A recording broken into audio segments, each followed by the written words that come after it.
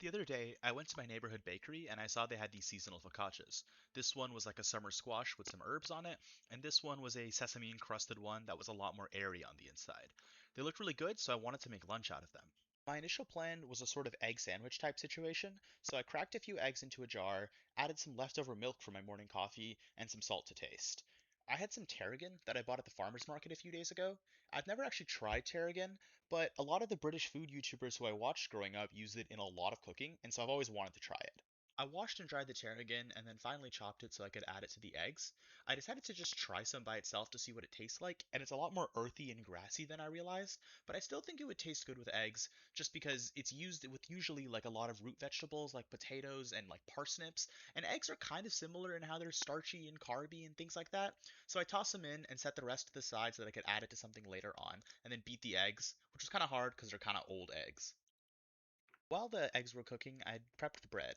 My initial plan was to make it into a sandwich, but I realized because I was scrambling the eggs, it actually made more sense to have it as an open toast type situation, so I brought out like a quarter sheet pan and just tossed the bread on there so I could toast it in the oven instead.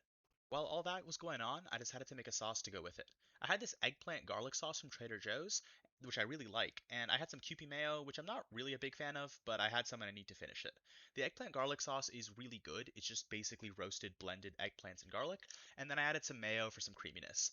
I finally chopped up the tarragon even more than before because it would be eaten raw in this dip, so you don't want like a big bite of it, and then mixed it all together and tried a little bit to taste.